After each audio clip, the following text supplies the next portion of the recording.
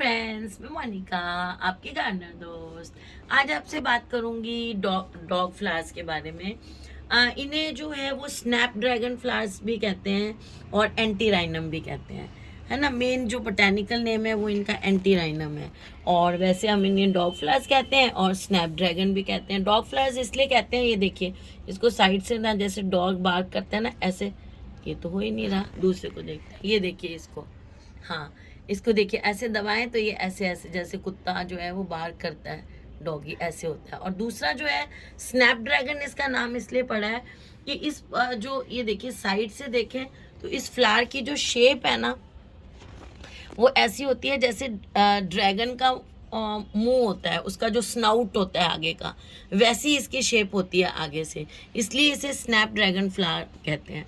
और ये इतने ज़्यादा कलर्स और शेड्स में, सिंगल कलर में भी आते हैं। ये देखिए ये आपको 2 कलर में शेड में मिल रहा है, ये सिंगल कलर में है, ये सिंगल में है, ये देखिए डबल शेड में है ना। ये वाला भी डबल शेड में है, देखिए अंदर से येलो है, वाइट येलो। तो ये कई शेड्स में आते हैं और कई हाइट्स में भी आते हैं। जैसे ये सबसे छोटा वाला है, ड्वार्फ वाली वैरायटी है। एक इससे थोड़ी लंबी वैरायटी आती है, अभी मैं वो भी दिखाती हूँ आपको, और एक उससे भी लंबी आती है। मेरे पास इस टाइम तीनों वैरायटीज़ हैं, तो ये अलग अलग उसमें आते हैं, वैरायटीज़ में आते हैं। और विंटर गार्डन के लिए एक बहुत अच्छा पौधा है, ये लंबे टाइम तक ब्लूमिंग करते रहते हैं। और इनकी एक चीज़ और है, अगर आप इनको बचा लें तो ये 2 साल तक और कभी कभी 3 साल तक भी अगर बच जाए तो। मेरे यहाँ इतनी धूप है, मैं और इतने पौधों को मैं धूप में कैसे बचाऊं। तो अगर आप इन केस, राजस्थान में मुझे मुश्किल लगता है कोई बचा पाता हो, इन केस एक आधा पौधा या 2 पौधे हो आपके पास और कोई पेड़ के नीचे ठंडी जगह में आप गर्मियों में रख दें तो ये बच जाए, तो ये नेक्स्ट ईयर भी फ्लावरिंग करते हैं। थोड़ी सी फ्लावरिंग जो है वो पहले साल से हल्की कम हो सकती है, लेकिन अगले साल भी ये फ्लावरिंग कर लेते हैं।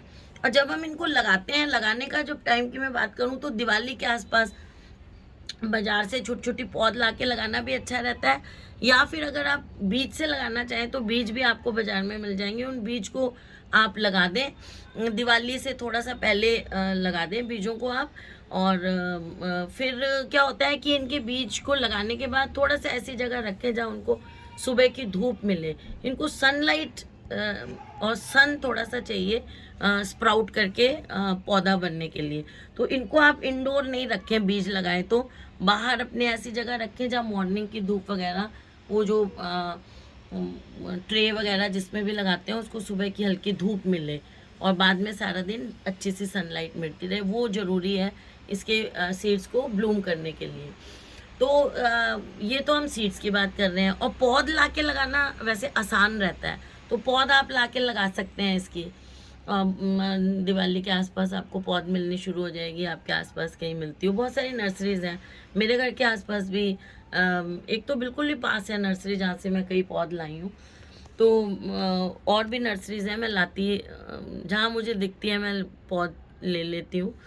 तो पौध ले आए आप और पौध लगा लें आप, और तो पौध से भी उग जाता है। देखिए मैंने ये पौध लगाई हुई है, बिल्कुल छोटी छोटी पौध, 3-3 पौध लगाई थी एक गमले में, और देखिए अब ये कितनी अच्छी तरह भर रहा है। सब में 3-3 आपको दिखेंगे, इसमें शायद 2 ही हैं।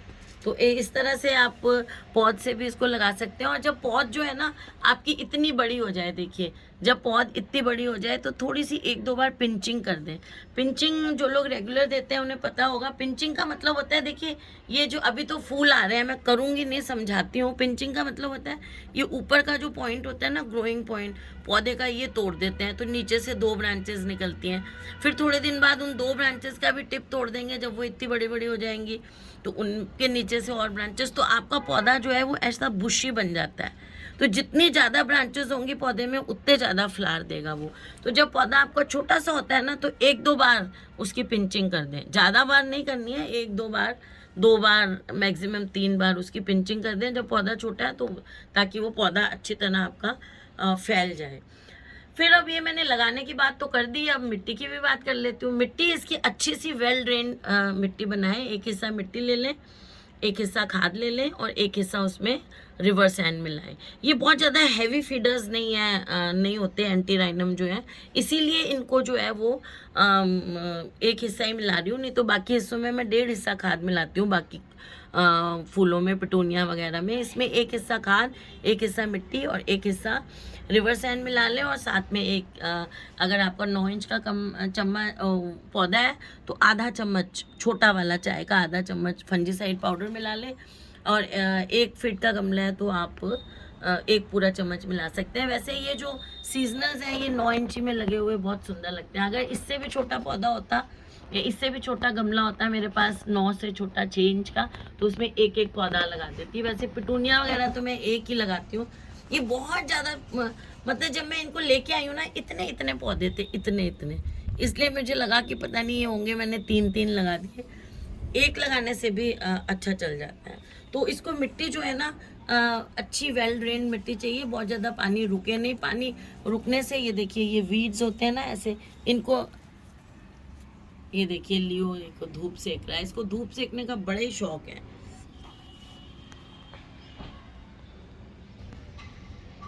जड़ें गलने से क्या होता है, पौधा जो है वो आपका मर जाता है। उसकी मेन चीज़ है जहाँ से उसने न्यूट्रिशन लेना है मिट्टी में से, वही ख़राब हो जाती है तो पौधा नहीं चलेगा।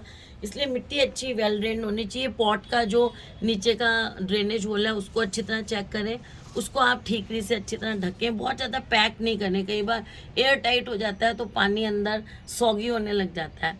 और दूसरी बात कि जब आप पानी दें पौधे को तो ये मिट्टी को चेक कर लें। देखिए मैंने आज पानी दिया है, ये देखिए मिट्टी को चेक कर लें। अगर ऊपर की लेयर सूखी हुई है तभी पानी दें, हल्की सी सूखी हुई है, बिल्कुल भी ड्राई नहीं करना है, अंडर वाटरिंग नहीं करनी है। आप जैसे आज पानी दिया है, कल आप देख लें मिट्टी अभी मॉइस्टी है ना, देने की जरूरत नहीं है। परसों आप देखेंगे कि ऊपर की लेयर मिट्टी अब सूखने लगी है या सूखी है ऊपर की लेयर, तो पानी दें, ऐसे दें। और पानी जो है वो मिट्टी में दें, ओवरहेड वाटरिंग नहीं करें, फूलों पे और पत्तों पे पानी ना डालें। कोशिश करें या ज़रूरी है कि मिट्टी में ही पानी दें पौधे के ऊपर।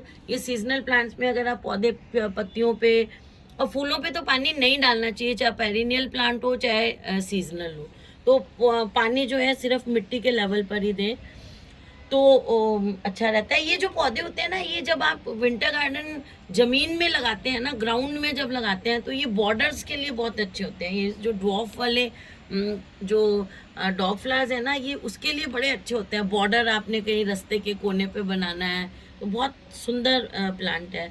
या आप कंटेनर गार्डन बना रहे हैं तो उसमें आगे वाले छोटे छोटे, मैं आपको अभी दिखाऊंगी, मैंने एक बड़े गमले में छोटे छोटे लगाए हुए हैं। कंटेनर गार्डन में ये आगे जो है लगाने के लिए भी बहुत अच्छे प्लांट्स हैं। पॉलिनेटर्स को बड़ा अट्रैक्ट करते हैं, अच्छे पौधे हैं ये।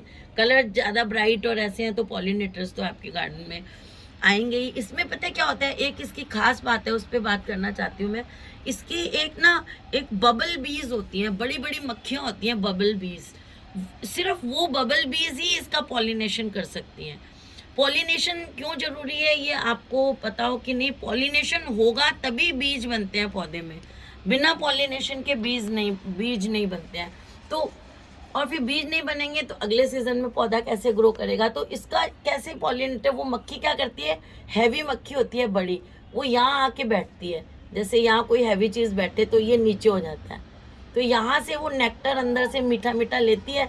तो ये पॉलन, ये देखिए ये लगे हुए पॉलन, ये देखिए ये एंथरलोब्स हैं, इसमें पॉलन ग्रेन्स होते हैं। तो वो जब यहाँ बैठती है तो उसके ऐसे लग जाते हैं, ये देखिए ऐसे, ये मेरे नाखून पे लग गए। और जब दूसरे फ्लावर में जाके यूं बैठती है तो वहाँ उनको छोड़ देती है। अगर हल्की मक्खी होगी ना, नॉर्मल जो बीज होती हैं उनसे इसका पॉलिनेशन नहीं होता, क्योंकि वो हल्की होती है, हल्की सी यहाँ बैठेगी तो ये ओपन नहीं होगा। तो स्पेशल टाइप की बीज ही इसका पॉलिनेशन करती हैं। और इसमें एक चीज़ खास होती है कि ये इन्फ्लोरेसेंस है। देखिए ये लंबा सा एक इन्फ्लोरे, मैं अभी दूसरे पौधे में और आपको दिखाऊंगी। ये लंबा इन्फ्लोरेसेंस होता है, पौधे यूं ऐसे देखिए नीचे से ग्रुप में उग रहे हैं ऐसे, है ना, इन्फ्लोरेसेंस है ये पूरा। नीचे से खिलना शुरू होते हैं, ऊपर कलियां हैं और नीचे मैच्योर फ्लावर खिलते रहते हैं। तो ये लंबा होता जाता है, देखिए और नए नए कलियां बन के ये लंबी होती जाएगी स्पाइक, और इसमें ये फूल लगते जाएंगे और नीचे के फ्लावर्स हैं ना वो स्पेंट होते जाएंगे। तो आप वो नीचे वाले स्पेंट फ्लावर हटाते रहें तो काफ़ी टाइम तक ये ऊपर ऐसे ग्रो करता जाएगा और नए नए फूल उसमें लगते जाएंगे।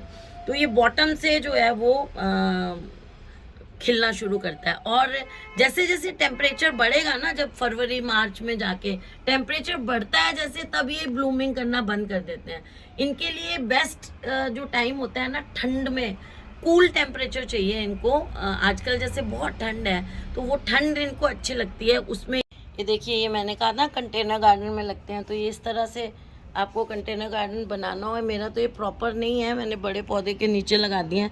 साइड में देखिए अलाइसम लगा दिए हैं इनके। तो इस तरह से ये देखिए, ये लग सकते हैं ऐसे लगाने हो आपने। यहाँ मैंने थाइमोफिला लगाए हैं, अभी इनके फ्लावर आएंगे तो आपको पता चलेगा कितने खूबसूरत होते हैं। तो इनको धूप की अगर हम बात करें कि हमें विंटर गार्डन में एंटीराइनम को कहाँ रखना चाहिए, तो जहाँ पर अच्छी सी 5-6 घंटे की धूप आती हो उस जगह पे आप इन पौधों को अपने गार्डन में लगाएं, इनको धूप। फिर आप एक दो चीज़ हो गई, एक मैंने कहा कि ये ठंड में उगते हैं, इनको कूल चाहिए होता है टेम्परेचर्स, है ना। और फिर में हम कहते हैं इनको 5-6 घंटे की धूप में लगाएं। देखिए, जहाँ टेम्परेचर कम होगा सर्दियों के दिनों में, वहाँ धूप भी ठंडी होती है।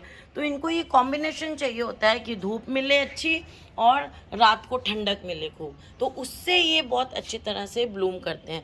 जब टेम्परेचर बढ़ने लग जाता है ना, तब फिर ये ब्लूमिंग करना फरवरी मार्च में बंद करते हैं। तो इनको अगर आप कम धूप वाली जगह में रखेंगे, आपके गार्डन में धूप नहीं आ रही है, 2 घंटे आती है या 3 घंटे आती है, तो बहुत अच्छी तरह से आपके डॉग फ्लावर्स ब्लूम नहीं करेंगे।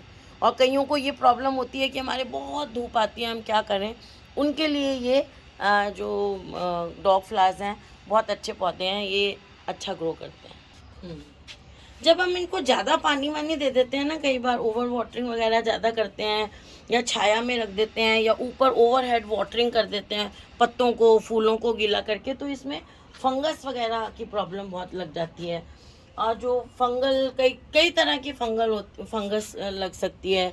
डाउनी मिल्ड्यू पाउडर जैसी एक फंगस लग सकती है। ब्राउन स्पॉट्स पत्तियों पे आए वो वाली फंगस भी लग सकती है। इसमें विल्टिंग हो जाती है, पौधा एकदम से मुरझा जाएगा, पत्तियां गिर जाएंगी, वो भी ओवर वाटरिंग से फंगस लग जाती है। या तो ज़्यादा पानी देने से या पत्ते फूलों पे पानी देने से फंगस लग जाती है। इसलिए इसमें जब भी पानी दें, दिन में सुबह दें पानी, ताकि थोड़ा बहुत कोई पानी पाइप जैसे यहाँ लगा के दें, थोड़ा बहुत पानी गिर भी जाए तो वो सारा दिन की धूप होती है उसमें सूख जाए, इस चीज़ का ध्यान रखें। और जैसे आप ये फ्लावर कर रहे हैं, तो फर्टिलाइज़र की बात करूँ तो हफ्ते में, जब ये ब्लूमिंग पे है पौधा, तो हफ्ते में एक बार इनको खाद देनी है। वो खाद आप क्या करें, सरसों खली पानी में भिगो के उसकी खाद दे दें। तो सरसों खली की खाद बनाने के लिए 1 बाल्टी पानी में 4-5 मुट्ठी या 4-5 मुट्ठी ठीक है, या 2-3 मुट्ठी 4 मुट्ठी सरसों खली को भिगो दें आप। वो एक आधा दिन भीगी रहेगी। फिर उसमें से जो है वो 1 डब्बा पानी निकाल के डाइल्यूट करके, 1 डब्बा पानी लेके और उसको आप 5 लीटर पानी में डाल लें और वो वाला पानी दें इसको। ज़्यादा डाइल्यूशन 10 में भी डालेंगे तो चलेगा, डाइल्यूशन ज़्यादा थोड़ा सा हो जाए कोई बात नहीं है। हफ्ते में एक बार वो वाली खाद आप इसको दें, तो उससे ज़्यादा से ज़्यादा ब्लूमिंग आएगी। डेड जो फ्लावर्स हैं, नीचे से जो फ्लावर डेड होते जा रहे हैं, उनको हटाते जाएं और वीकली इसको खाद दें। और जब आप खाद दें, तो जैसे वीकली आप खाद दे रहे हैं महीने में 4 बार, तो उनमें से कोई एक बार आप उसमें थोड़ा सा फंजीसाइड पाउडर डाल दें। तो उससे क्या होगा, फंगस लगने का डर नहीं रहेगा। 1 चम्मच, जैसे आप 1 लीटर पानी में आधा चम्मच के हिसाब से फंजीसाइड पाउडर डाल दें इसमें, तो वो उस खाद में, और वो खाद दे दें, तो आपका जो पौधा है वो उसमें फंगस वगैरह लगने की प्रॉब्लम जो है वो ज़्यादा नहीं आएगी। और बस अगर आपको एफिड्स वगैरह कुछ दिखते हैं अपने पौधे पे या कुछ, वैसे इसमें फंगस ही ज़्यादा लगती है, दूसरी चीज़ें कम लगती हैं, लेकिन अगर कुछ दिखता है तो फिर आप उस पोर्शन पे थोड़ा सा इमीडाक्लोप्रिड जो है 1 लीटर में आधा चम्मच घोल के और उसका स्प्रे कर सकते हैं। बाकी इसमें बाकी चीज़ें कम होती हैं, फंगस ही ज़्यादा होती है, उसके लिए महीने में एक बार या तो उस लिक्विड खाद में डाल दें या डायरेक्ट महीने में एक बार हर आधा छोटा चम्मच हर गमले में फंजीसाइड चारों तरफ लेके ना पौधे को ऐसे हटा के रिम के साथ साथ मिट्टी में डाल दें, तो बस आपके पौधे में फंगस लगने का खतरा नहीं रहेगा। तो ये हमने बात की एंटीराइनम यानी डॉग फ्लावर्स के बारे में। ये देखिए अब इस टाइम जो है ना हमारे इधर बिल्डिंग बन गई है, तो इस टाइम सुबह से इस पे धूप आ रही थी, अब आनी कम हो गई है। और आप देख रहे हैं इनमें थोड़ी धूप कम है तो इनमें ब्लूमिंग कुछ कम है ना। नहीं तो ये जो है ये उससे थोड़ी ऊंची वैरायटी है। ये जो पौधा है ये ज़्यादा ऊंचा जाएगा, अभी यहाँ तक आएगा ये ऊंचा, लेकिन धूप कम मिल रही है। मैं सोच रही हूँ इसको भी शिफ्ट कर दूँगी धूप में, तो जितनी अच्छी धूप मिलेगी उतना इसमें फ्लावरिंग ज़्यादा होगी। ये आपको इसका प्रूफ भी दिखाई दे रहा है। तो फ्रेंड्स, अगर आपको ये वीडियो अच्छी लगी हो तो इसे लाइक करिएगा, शेयर करिएगा और मेरे चैनल को सब्सक्राइब करिएगा। Okay friends, bye. अगर आपको मेरी सब वीडियोस देखनी है तो बेल आइकन को भी प्रेस करिएगा, जिससे मेरी नई वीडियो का नोटिफिकेशन आपको मिल जाए। Okay bye.